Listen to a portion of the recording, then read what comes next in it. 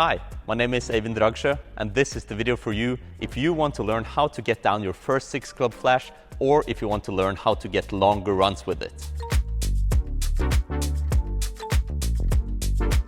First of all, how good of a juggler do you need to be able to juggle 6 clubs? Personally, at the age of 11, I had 140 catches of 5 clubs and around 100 catches of 6 balls when I got my first 6-club flash.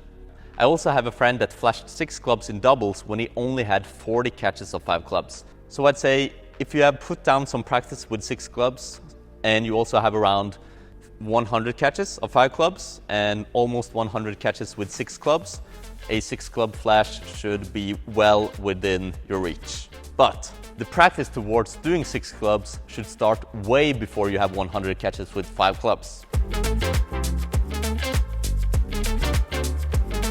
This is something that I really believe that more jugglers should apply to their juggling, and that's the idea of always being one step ahead. Okay, so what I mean by the following, being one step ahead, is that when you begin practicing 5 clubs, you should also begin practicing a little bit with 3 clubs in your bad hand.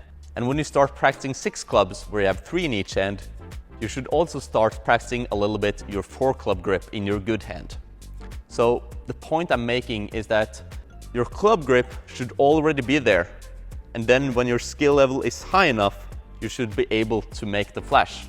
So always start practicing your grip a little bit before you reach that level of when you're actually going to be able to use that grip. And that takes us to the next thing, which is drills for 6 clubs. And to be honest, I'm not really a big fan of drills for juggling. The reason for this is that most of these tricks are, at least in my opinion, quite boring.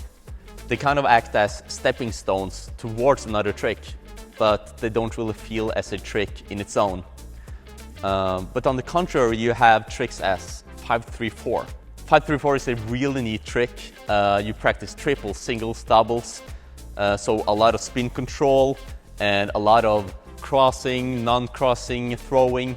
The trick itself looks really good and it's really fun to do.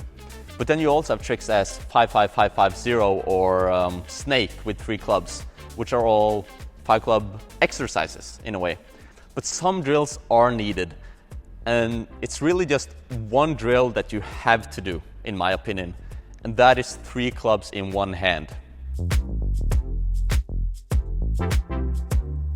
So the drill is that you're going to start off with doing 3 clubs in your bad hand.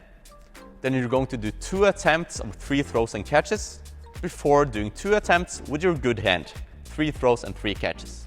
So the reason why I do 2 attempts in my left hand and 2 attempts in my right hand and then back and forth is that when I do 2 attempts, I feel like that I can calibrate the throws a little bit more. And also, when I do 2 attempts in one hand, I get quite a bit more rest in the other hand before its next attempt. If 3 throws and 3 catches is quite easy for you, then of course go for more throws and catches, maybe 5 catches, then 6, 7, you just build it up. And when you get to the point that you can do around 10 throws and catches in one hand, then you should begin to turn while juggling. But not the easy way, the hard way. And the hard way is doing 3 clubs in your left hand and turning towards the left. 3 clubs in your right hand and turning towards the right.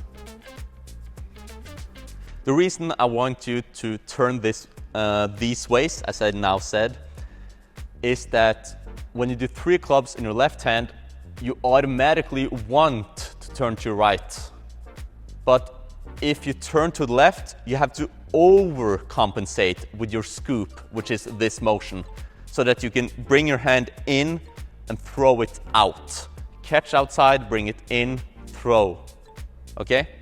So while turning to the left, while doing it in your left, you're overcompensating, and when you then start to practice 6 clubs and you don't think about overcompensating the scoop, then just doing a perfect scoop will feel perfectly normal to you. So 3 clubs in one hand is really helpful to learn. If you have less than 20 catches of 5 clubs, I'd say you should wait a little bit before practicing this, but a place between 30 and 50 catches, you should for sure start to practice 3 clubs in one hand. And when you have around 12 to 15 catches in both your right hand and in your left hand with 3 clubs, then you're more than likely able to flash 6 clubs for your first time. And when you start practicing 6 clubs, I'd say the first day, try for 5 minutes doing a flash. The next day, 5 minutes. The next day, 5 minutes.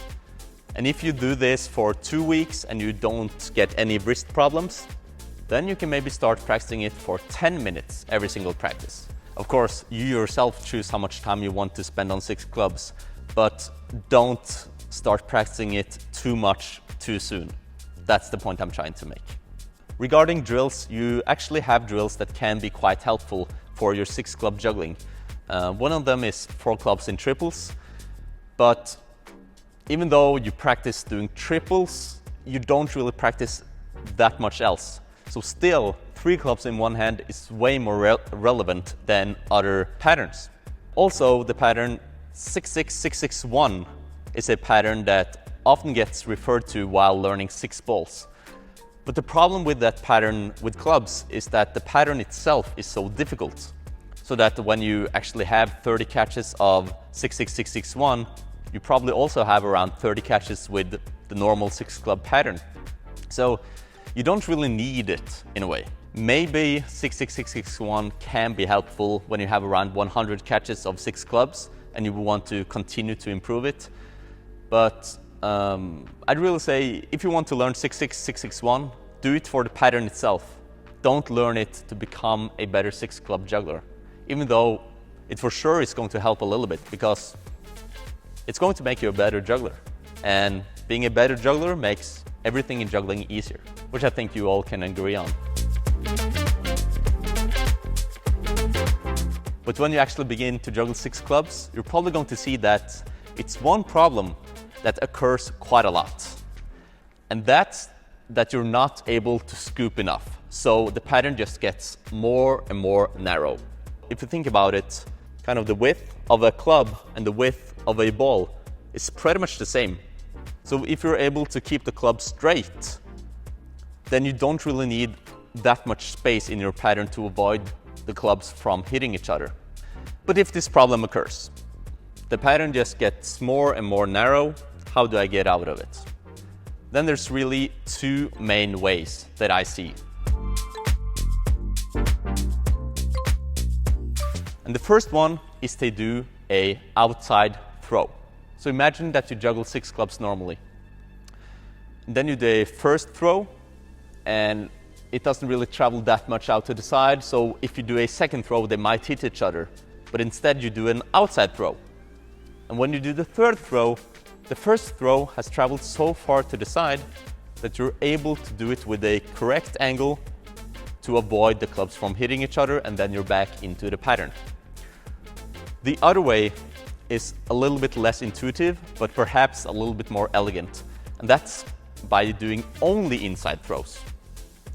So now I'm going to say a word that I haven't really heard anywhere else, and that's release angle. So imagine that if I throw the clubs to the side like this, it's a big release angle, or like this, a big release angle. But if I throw almost straight up, it's a really small release angle. So while doing 6 clubs, the release angle isn't that big, but if the pattern gets more and more narrow, you're not able to make a big enough of a release angle. So the release angle gets smaller and smaller, and if you're suddenly making a big release angle, it's going to hit all of the other clubs. So the way of getting the pattern back to its normal state is by doing the same amount of release angle, but increase the height of the throws.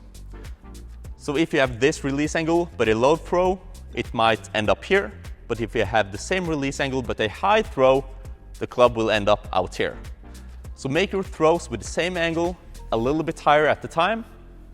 And when the pattern gets wide enough, you can lower the height, increase the release angle, and then you're back to its normal state. That's everything I had for this tutorial. If you're left with some questions, please comment them down below and I'll happily answer all of them. Good luck with your 6 clubs and thank you for watching.